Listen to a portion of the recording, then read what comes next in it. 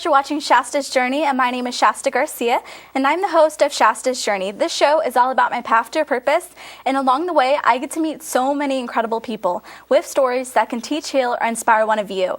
And on this episode, I have a couple, Erin and Crystal Daly. They are worship leaders at Good Samaritan, and we're going to hear about their story on how they met, and hopefully they match up.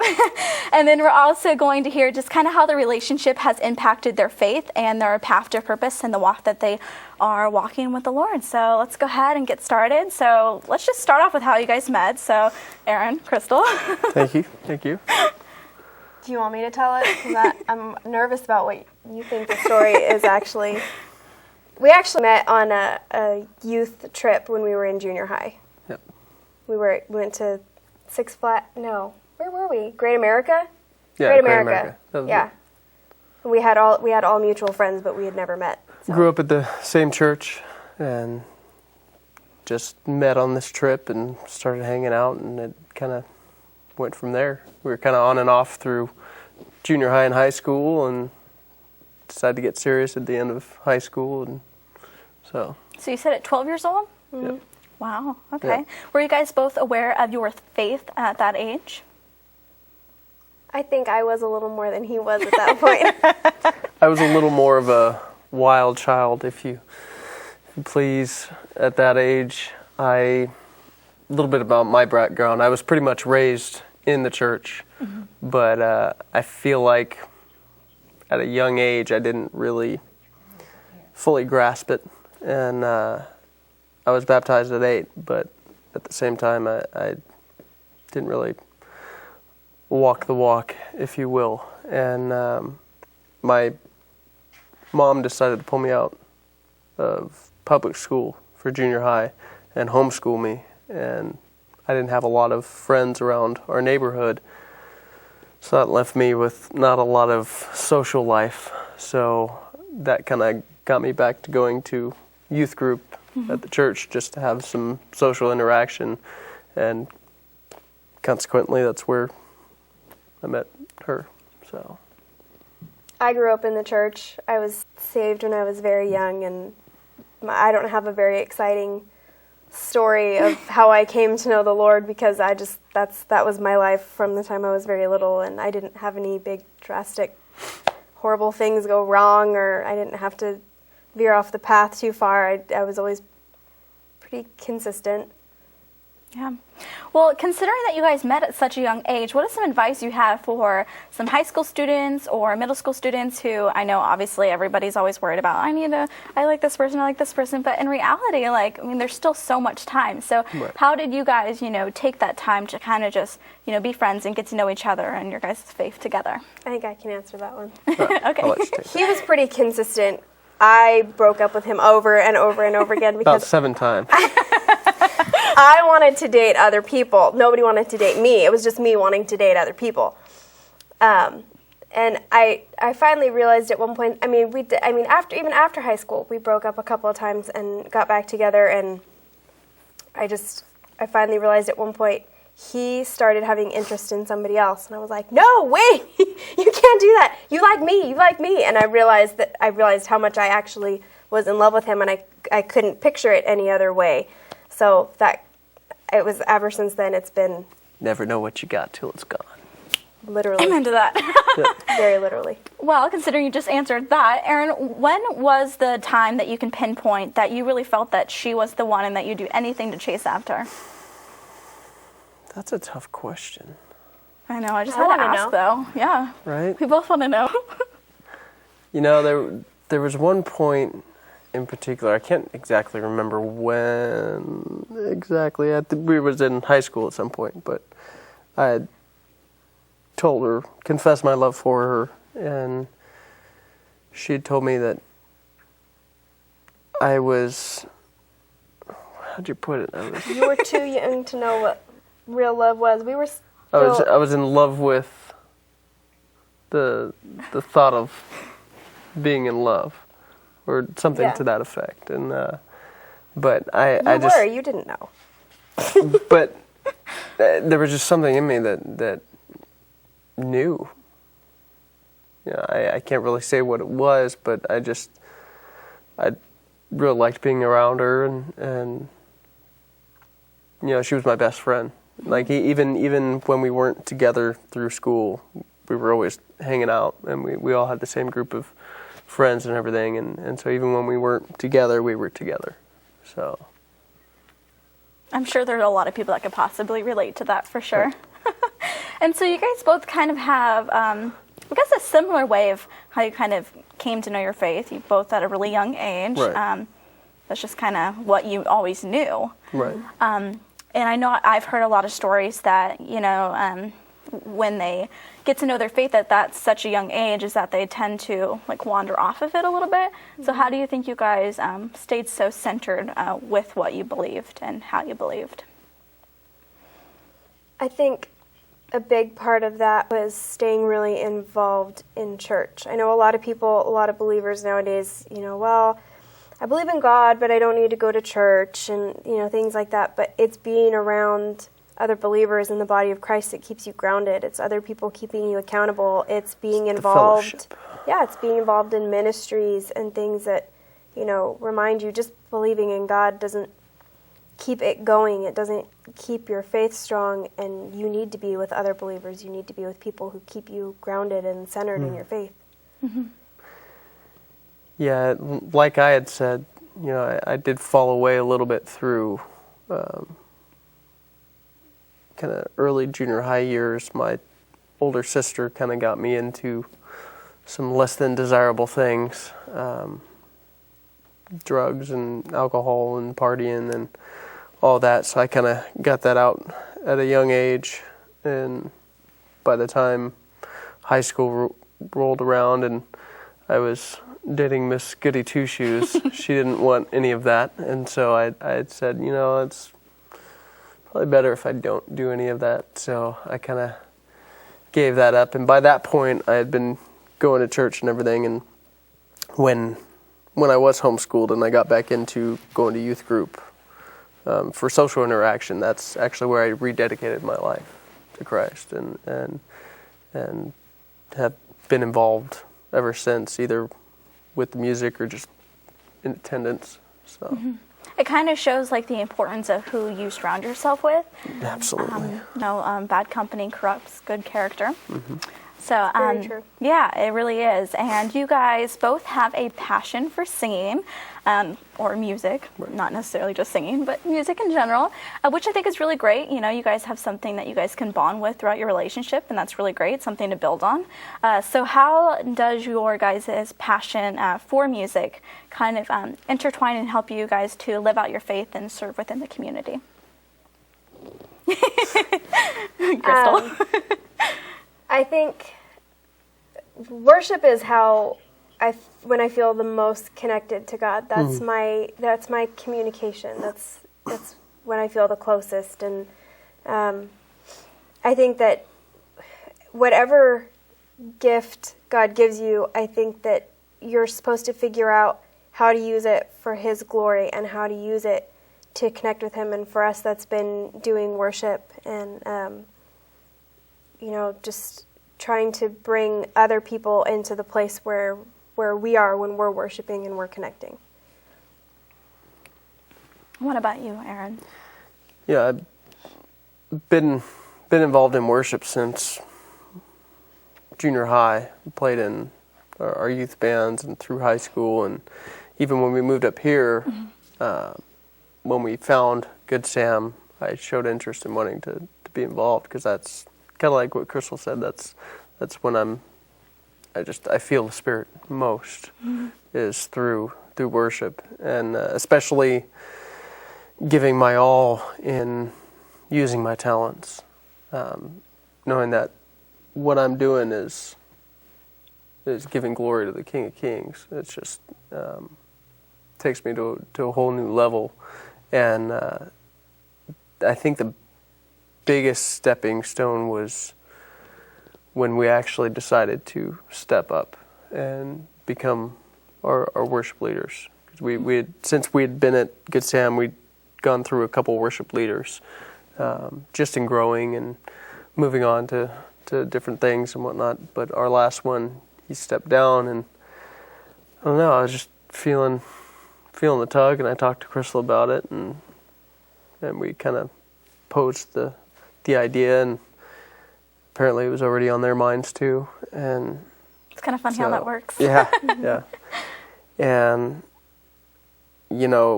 since having to lead a team and take on all that responsibility, I mean, that's a full-time job in and of itself.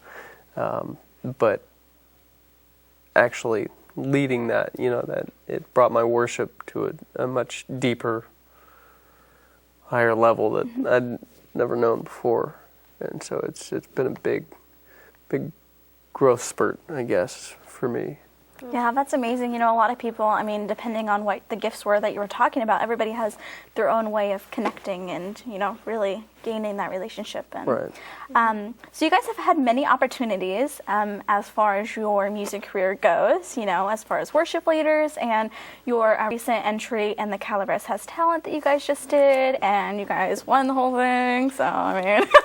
That's a funny story in and of itself. It really is. I would love to hear about that. I didn't get to really talk to you guys that much after you guys, got the big trophies and people were taking pictures of you, and I was like, I'll just slip my card over to you guys, and here you are. So Crystal hates talent shows. I really do. She hates the X Factor, American Idol, all that. She trashes it all the time. I love it. But that being said, so she's doing this girls' brunch thing at our house one day, so me and the kids get the boot from the house. Well, they were holding the auditions at next door to our coffee shop in Valley Springs, Common Grounds. And she'd gone down there for some reason that morning, and the gals tried to get her to audition, and she's like, no, I don't do talent shows. So I go down there before I go to the park with the kids to get a drink and run into a friend, and she says, oh, they're doing auditions. And I kind of said under my breath, oh, I got my guitar in the car, and she repeated me louder, and so the lady wouldn't leave me alone. She's like, oh, you got to audition. I'm like, I don't know. I don't have anything prepared. So I played one of my original songs, and one of the judges that was there had seen Crystal and I and one of our friends perform outside the coffee shop last year, and he's like, you guys got to hear this guy's wife. She's amazing. And they're like, oh, you got to get her down here. And I said, I don't know, I'll try. So I called her up and I said, hey, just come down here for 15 minutes. Yeah, just come down for 15 minutes, do something spontaneous, and try it out. And who knows, it might be fun. And I twisted her arm enough, and she came down, and that was the start of it. I was not happy about it. But look where it landed you guys. Right. You guys got a lot out of it, though. I mean, obviously, you got the title of, the Calaveras Has Talent winner. You got a trophy, and you guys also got a recording gig, right? Yeah. We have 4 hours of recording local studio time, and they're arranging a tour of performing at different Calaveras wineries that'll be happening next year. We open for Miss Calaveras next year, and wow, see, it's actually, the timing is lined up with meeting some other people and some other bigger names, which we'll see what comes out of that. But it's kind of taken off on its own. Yeah, the same week of the finals, I met this producer that's done a lot of stuff in the music industry, and he scores music in movies and TV shows, and he was telling us he really likes Crystal's voice, and he's had to turn work away because it calls for a strong female vocal, and he'd like to use her and whatnot. So him pulling your chain is kind of good after all. Right. So he's right sometimes. Sometimes. And this guy happens to be a worship leader at his church too. That's so wonderful. It's really so neat. amazing how things, puzzle itself together. And so what do you guys plan on using your 4 hours of studio time for? Possibly make an album or a debut? From my experience, recording time 4 hours doesn't isn't go gonna far. Get very far. So 4 hours will get you maybe like a single? A rough song. Yeah. Well, and that's why we've kind of been putting it off, because we wanted to have a song very polished, so we can go in, so we can get the most production time out of getting the song done. So there's a story. I'll spare you all the long version. There's a story that happened to me years ago that I got a flat tire on my way to work, and this gal in a Jaguar ended up picking me up. And on the way there, she said, "Take my car. Here's some money. Pick me up after you're done. After you're done with work and you get your tire fixed, come pick me up from work, and I'll take you to get your car fixed." That's and so nice. Oh my tells gosh. me who she is, where she lives. Says she goes to our church that we just started going to, Good Sam at the time, and so That's good people. try to find a card. She made a card for her and went and give it to her. And the address she gave me was empty, and everybody at church, nobody knew who she was. So I'd never found this lady. And So did you get the car? He brought her back. He went and picked her up from work in the car and everything. Yeah, got the and car went back to back. her. Yeah. She paid to fix his tire and everything that day, but we were never able to find her after that. Nobody knew who she was. Do you know her name? Her name was Rose. Maybe she'll see the show. Right. Hey, I you never know. I don't remember her last name, but her name was Rose. And so we had this idea that it's still in the works. But I always wanted to write this song called "My Angel in a Jag." Aww. And so we've got most of that written, but I really hope that just out of like so many people that could have seen it, I hope she sees this. Yeah, I really that'd do. That'd be amazing. so amazing. Yeah. Well, we'll hope for it. So while we're at it, I might as well have you go ahead and perform a song. Okay. Just because time goes by so quick on Shasta's journey, and there's still a lot I want to talk about. So we should get you guys Alrighty. singing your little hearts out. Oh, she'll Sing her heart out, and you'll just play your I'll arm just out. sing along. I like that. I'm going to use that.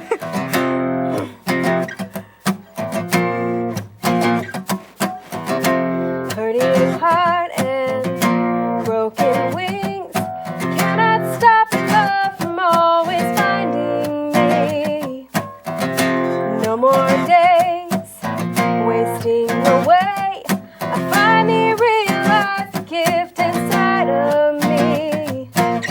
My strength alone will never be enough, but your arms keep lifting me up. You tell me I've been made free. You give me everything I need to walk in my dreams. You whisper words that free my soul. You're the reason I have hope. You're everything I need and more. You made me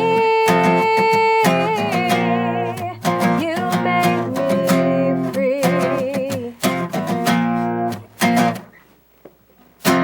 I was caged in, then you opened every door that held me bound, and you gave me the key. No more pressure, I can just breathe. The one I tried so hard to be has always been me. My strength alone will never be enough, but your arms keep lifting me up. You tell me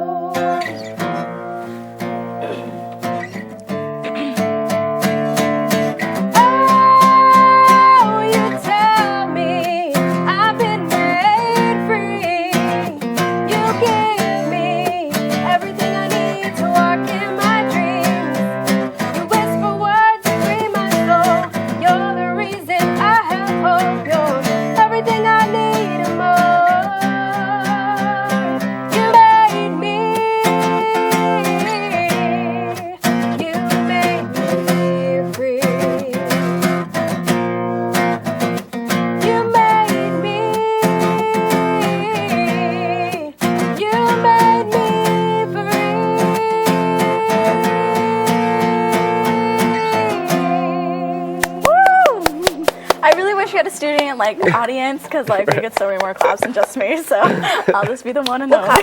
There you go. I can understand why people want to use her voice. Right. I mean, right? Yeah, that's definitely a gift for sure. Let's keep using it for the glory of God.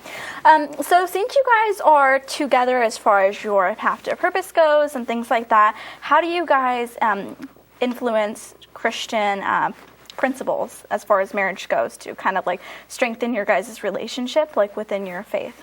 That's an ongoing struggle. Yeah. Well, I think it is for pretty much everybody. And You know, I think one of the biggest things is being leaders and being in a position of leadership and doing God's work. That's gonna Satan hates that.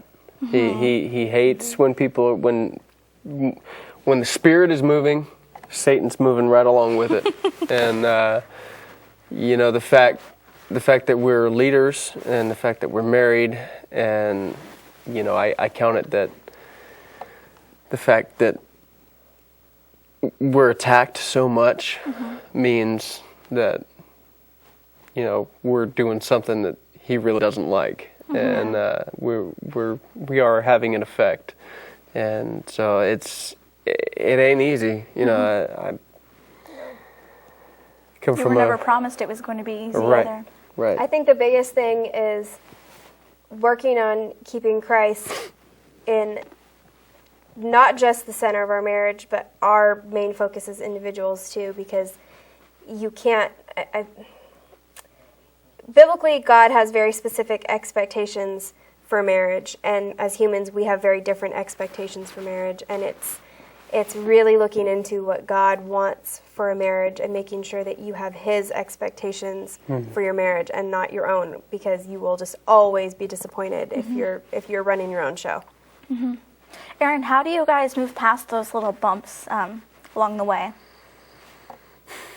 For anybody who's struggling with those. I want to know your answer to this. That's a good question. I know it's a tough one. It is. That is hard. You know, I've had a lot of struggles through the years that I haven't, in the past, I hadn't completely let God take control of that. And I think one of my biggest, problems with that in the past had been, you know, pride. That's a big thing, and actually giving that control to God, and you know, realizing that I can't do it on my own, that I need God, and I need the support of my spouse. So I think that's. So don't be prideful. Yeah. Yeah, knock it off. Yeah. Yeah, well, that sounds about right. Yeah. Okay. Crystal, has there been any other trials and tribulations that you have overcame? In general? In general, just, you know, throughout your life journey so far. Obviously, He's my biggest trial and tribulation. You think she's kidding? No, man, I'm so serious. I think the biggest thing has been, it's just life in general. It's been nothing big. It's been, you know, not one major thing or a couple, but, you know, trying to keep Christ in the middle of a marriage and family. We have 3 kids, and trying to be a mom and trying to raise my children the right way and trying to be involved in ministry and trying to juggle all of those things and, you know, trying to not let things drop along the way. We haven't even been able to talk about that either. I mean, everybody honestly wears so many different hats throughout life. Right. They really do. I mean, you guys are worship leaders, you know, Calaveras has talent winners, all these different types of things. And on top of that, you guys are, you know, father and mother. I mean, that's quite incredible. It's just awesome to kind of see, like, how you're being used within your community, though, and what an impact you're making in people's lives. Right. And what impact people are making in your guys' lives. I mean, even that lady. Yeah. I'm really hoping she sees us. Right. So you guys know. That'd be cool. I do really want you guys to play one more song. We have a about 4 minutes left. So I just want to encourage you guys, just in case I don't get time to talk with you guys after, I hope you guys were taught, healed, and inspired by their stories, and I encourage you to go share your stories at shastasjourney.com, or look it up on Facebook at Shasta's Journey, or you can look us up on YouTube and look for more episodes to see more stories. And I just encourage you guys that no matter what you guys are dealing with throughout your relationship, to not be prideful, Right. just give it all to God, and let him figure out the rest, because everything is like little puzzle pieces and they end up all like working themselves together. So He's got this. Yep, just like he said. He's got this, and you guys got this too. You guys can overcome anything. So let's go ahead, and you guys can sing us out, and I hope you guys enjoyed the show and enjoyed this last song.